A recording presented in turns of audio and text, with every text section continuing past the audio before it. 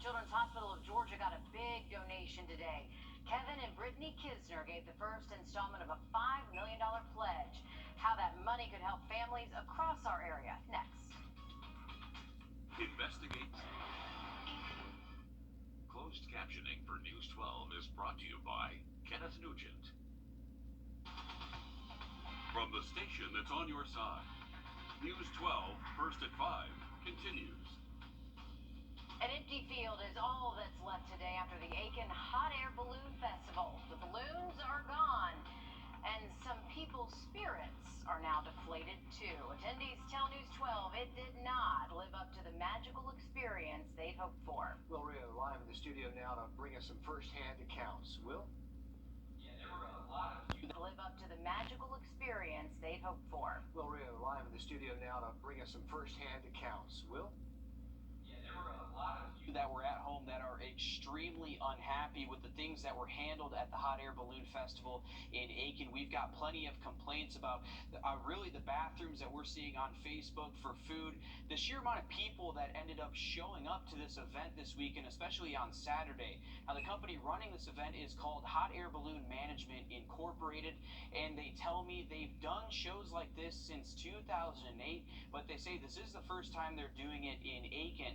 They told me there were way more people than they expected to show up on the first night. Many people say they sat in traffic for more than an hour and a half trying to get into the festival, and others were even turned away before getting in. Some of them even prepaid over $100 for tickets and VIP parking. All in all, it was not the experience they were excited about. The fact you had to pay it up front, and some people couldn't even access it. Coming up on News 12 at 6 o'clock, we break down how you can possibly get a refund for this weekend's festival. Yeah, well, thanks for the update there. Now, Riley, the company says wind prevented some of those balloons from getting up at times, and we talked about that very possibility when we met on Friday.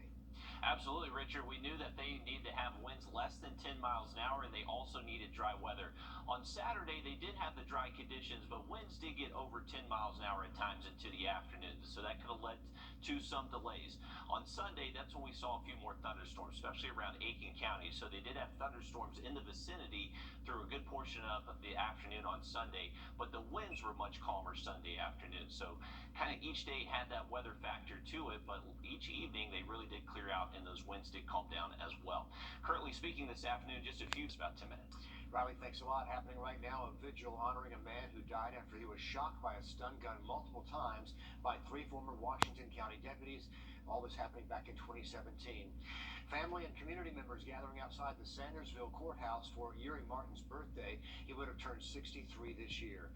Rhett Scott, Henry Copeland, Michael Howell all faced felony murder charges after reports show Uri Martin was stun gunned at least 15 times in 4 minutes.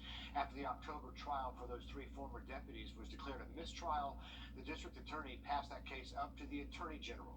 Continuing coverage in a case nearly a year old now, the Washington County Sheriff says the disappearance of first-grade teacher Tina Prince is closed, and the suspect will face a judge in court in the near future. We are also learning the medical examiner found fentanyl and an antidepressant in Prince's system, but they say the cause of her death is undetermined. The sheriff says the suspect, Aaron Adams, was indicted Tuesday on more than 4 counts.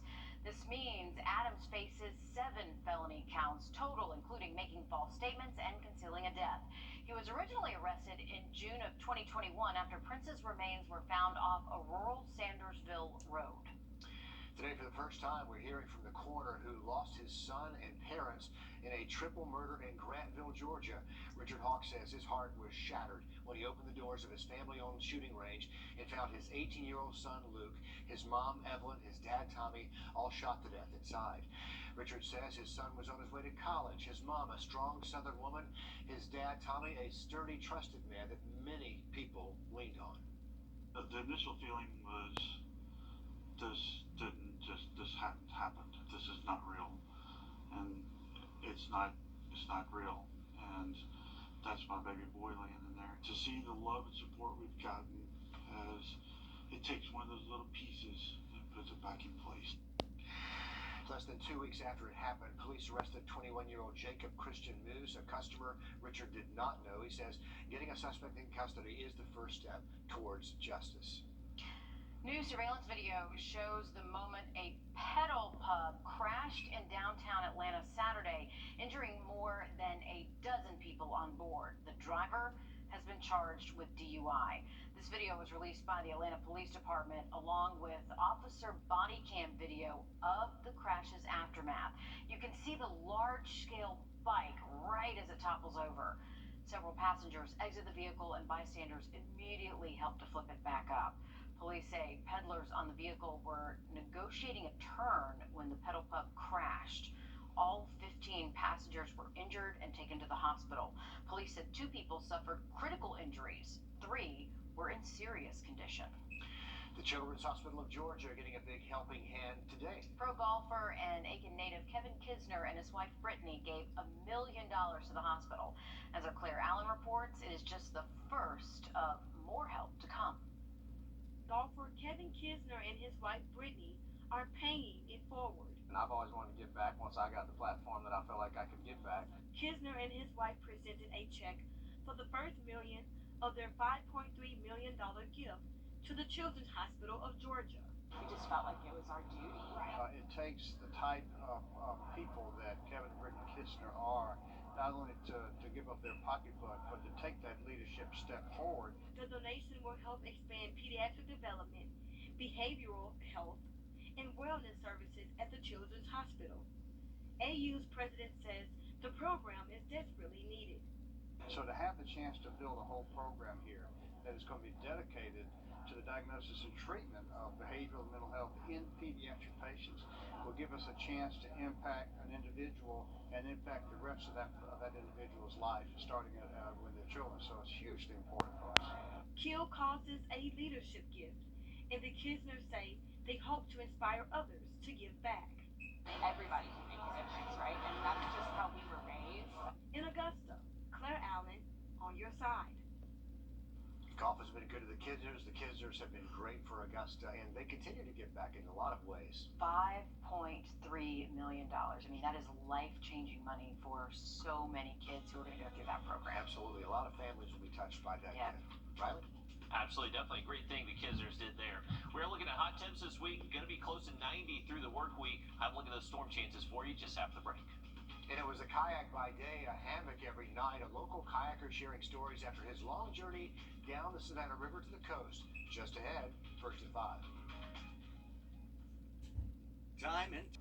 We're here for you and your family at Wrdw Law Firm.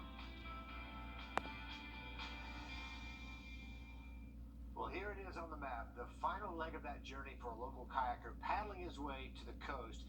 Saturday afternoon, Ron Turner made it all the way to the ocean, finishing that trip downstream at Tybee Island. Yeah, that's where he ended up.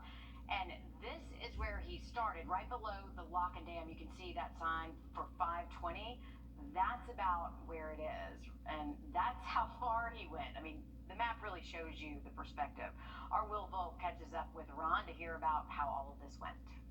Life should always be an adventure. Ron Turner is back from one big adventure. Last week, we met here at the Lockett Dam, where he started a roughly 200-mile journey down the Savannah River to the coast. I had literally 4 days to myself, and in this day and age, we don't get a lot of that. Turner says it was a peaceful trip, and he had lots of time to reflect. He saw many different things, including alligators. I had one of them float around a little bit about 20 feet away from me and follow me, but he was just more curious on what I was doing rather than any kind of aggression at all. He says he had no problems making camp at night or having enough food and water, but all that paddling wore him down, especially on the final day when the wind picked up. They were texting me like, "Hey, where you at?" And I'm like, "Man, I'm still paddling up the river. I'm like literally fighting for every inch that I'm doing." Turner fought through it and made it to Tybee Island. He says all the support is what kept him going. Hundreds of people just saying, "Hey, keep going, you got this," and it really pushed me forward. It really made this extra special, I think. Special, rewarding, and humbling. For Turner, This is one experience he'll never forget. In Augusta, Will Volk, on your side. That smile says a lot there at the end Yeah. of the journey. Turner says he will not be taking any more long trips this year. Yeah, taking a break, but he does have plans to kayak the Edisto River to the coast next year. Yeah. If you hear of anybody coming upstream from Savannah to Augusta, let us know. We'd love to interview them too. Yeah. That'd be a workout. I bet his arms are exhausted. Don't you know it? I know. Yeah, Riley. I hope he caught the outgoing tide once he got to Savannah, so he didn't have to fight the tide and the wind. But Exactly. man, what a cool trip that Ron had. Love it. That Will got to follow his story and tell us about it. The really cool stuff. And luckily, beautiful weather for his trip by Sunday. Breaking news to pass along. We're learning a suspect is in custody after a shooting at a community center in Sylvania. Officials say 2 people were shot there. They both left the scene before deputies arrived. They went to the Jenkins County Hospital with non-life-threatening injuries. No charges yet because investigators are still interviewing witnesses. If you know anything, though, you're asked to call the Sylvania Police Department. But again, we're hearing non-life-threatening injuries. All moms need at least a little me time, right? Yeah, can I get an amen? Coming up, some ideas for how you can give her the gift of relaxation. Mask mandates lifting, events returning, and we feel as close to normal as we felt in 2 years. But some are still dealing with long-haul COVID symptoms, even months and months after testing positive. It's depressing. Tonight on News 12 at 6 o'clock. The live IQ car wrecks. Let's have a conversation. Mother's Day is fast approaching, but before you rush out to buy candy or flowers or a gift card, all of which are fine, by the way, you might consider giving mom a tech gadget this year. Last week, we showed you some ideas for moms who say they don't like gadgets. Well, today, Jamie Tucker rounds up some gift ideas for busy moms who deserve a break. Moms are terribly busy taking care of us, and sometimes she doesn't even think about herself. So I've rounded up some tech gadgets that will help mom de-stress no matter what she enjoys doing. Mom doesn't necessarily need a green thumb. The Aero Garden does all of the hard work. These hydroponic grow kits use seeded pods of whatever she wants to grow. The Aero Garden automatically feeds and waters the plants and provides the optimum amount of light each day. There are pod kits for flowers, salad greens, and more. Moms who spend time at the gym could use wireless earbuds. Apple's AirPods are a can't-miss option, but so are the Bose Quiet Comfort earbuds that seem to cancel more noise. All she'll hear is her favorite music or podcast. Also for the gym mom, a fingerprint scanning padlock. No need for a key or remembering a combination, just touch to unlock it. Every TV should be smart, and a Roku Fire Stick or Chromecast allows mom to watch Netflix, Hulu, YouTube, and dozens of other channels and services. The easiest to use is probably the Chromecast. It puts every channel she can get on one screen. She can just scroll and select, or find movies with Tom Hanks. Actually, just use her voice to tell it what she wants to watch. Of course, mom may need a break, and you can give her some zen with a Buddha board. These reusable sketchboards use water and a paintbrush. She relaxes by sketching or painting, and when she's done, the water evaporates so she can use it again the next time she wants to take a break and relax, which should be right about now.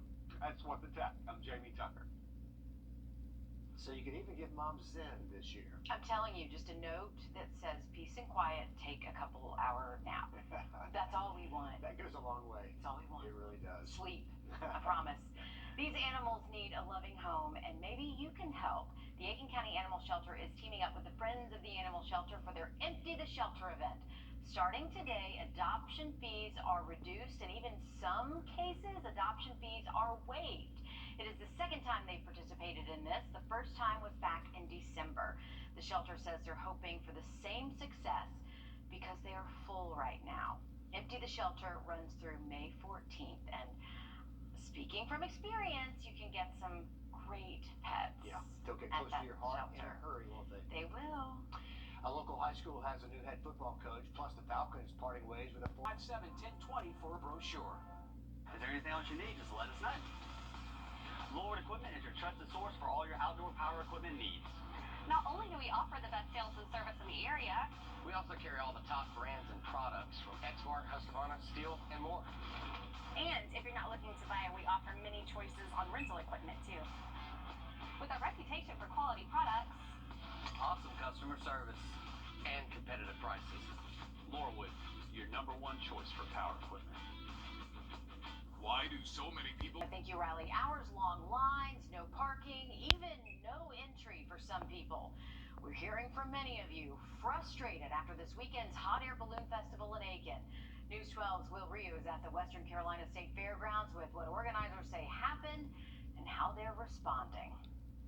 Many people are calling this a deflating weekend after the Aiken Hot Air Balloon Festival didn't live up to expectation, according to event goers. Whether it was tickets, parking, or food problems, they feel like they didn't get their money's worth.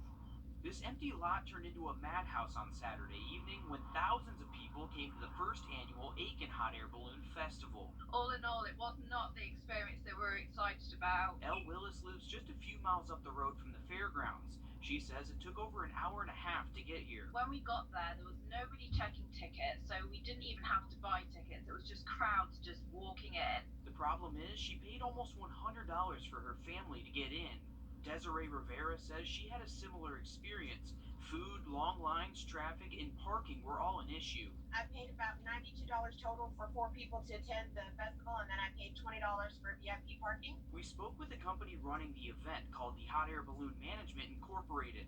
They've been doing this since 2008, but say they didn't expect that many people to show up. Nobody checked any tickets. Nobody looked at any passes. They didn't ask if we paid to get in. They just, sent us to park. The company says people who couldn't come this weekend are getting tickets for next year, and they're looking at refunds on a case-by-case account. The fact you had to pay it up front, and some people couldn't even access it. In Aiken County, Will Rio on your side.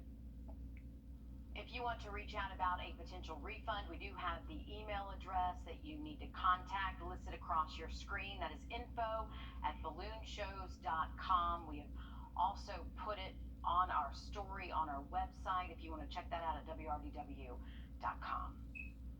We have new details tonight after an indictment in the death of a Washington County teacher. We now know Aaron Adams will go before a judge in July in connection to the Tina Prince case. Just last week, a jury indicted Adams on 7 felony charges, 1 count of concealing Prince's death and 6 counts of making false statements. Now, this comes nearly a year after Prince first went missing from a Mexican restaurant in Sandersville. Her body found on a rural road just outside of town a week later. Authorities tell us they found fentanyl and an antidepressant in her system. There is still no official cause of death, but we're told no foul play is expected. Mask mandates are lifting. We just experienced our first full capacity Masters tournament in years, and we feel as close to normal as we felt in a long time. It's just more than a feeling, though. As our I-team found, the numbers back it up. We found only 6 patients with COVID have been admitted to Augusta University Medical Center this past month. Compare that to just a couple of months ago in February when 153 patients in the hospital had COVID. The news is also good for our kids. Only 1 admission to the Children's Hospital of Georgia in April, but unfortunately there are still a lot of patients out there dealing with the effects of COVID long after their positive test. Our I-team is investigating the long-term outlook for long-haul COVID. It's been 17 months since Marsha Bergthold tested positive for COVID, but some days it feels like a different lifetime. I woke up in the middle of the night with nausea and a headache, which I never get headaches. I just don't get sick. And achy, and I thought, ooh, this is not good. Her initial case was fairly mild and over pretty quickly, but she realized some symptoms were not going away. It really left me with the brain fog. That was the worst. That was really bad. Respiratory issues. Shortness of breath. Just, I could walk up those little steps right outside there and have to stop because I just couldn't breathe. Hair loss. Just, for months it fell out. Just everywhere. But the worst of it. What has stayed with me have been the headaches. Sometimes a little dizziness, but the headaches are just, they've never gone away, ever. Sometimes they wake me up in the night. She's one of an estimated 10 to 30% of COVID patients who experience long COVID after recovering. The CDC defines long COVID as a wide range of new, returning, or ongoing health problems people may experience more than 4 weeks after first being infected. Marsha's husband, Dan, has been there through the life-changing process. Since then, I've become a lot more sensitive. I can see in her eyes when she's really in pain. Her voice on the phone, I can tell pretty much whether she's having a good day or not so good day. And it's the not so good days that make the unknown timeline of all of this so hard. Not knowing what the end game is. If you've got some kind of a hope that there's going to be a reasonable conclusion, it's a lot easier to endure, I think. It's depressing. And I'm not a person that gets depressed very easily. Researchers like Dr. Wrdw at AU were studying more than 600 COVID patients in a one-of-a-kind study, tracking them all over time. And I think the biggest factor in deciding is what the damage with what is done as a reaction to the virus, is it reversible or irreversible? I think that's what we are trying to figure out. In some of the sickest patients, they've uncovered a handful of rare gene variants involved in body processes like inflammation. With more research, it could be a key to understanding why patients like Marsha are still suffering. And if it's what we call as transitional symptoms purely related to as a response, then they will definitely go away with time. But if it's some kind of a permanent or irreversible damage has done, then we'll have to figure out how we will repair that damage. But researchers and doctors are hopeful. So I think gradually the majority of people will get better and resolve. As time passes, they're seeing more patients improve, and the research is beginning to unlock doors.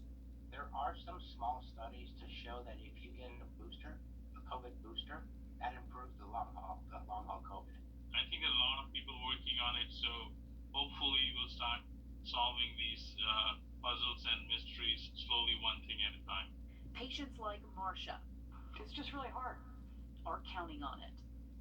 But researchers are finding the more severe the response to COVID, the more likely the risk for those long-haul symptoms. So researchers say the trend we're seeing now with fewer people hospitalized for COVID is promising. These two graphs track the daily average case count in the U.S. since March 1st. And you can see, despite that uptick earlier last month, the hospitalization rate has continued to decline, something Dr. Vasquez says should give us all a lot of hope for the future.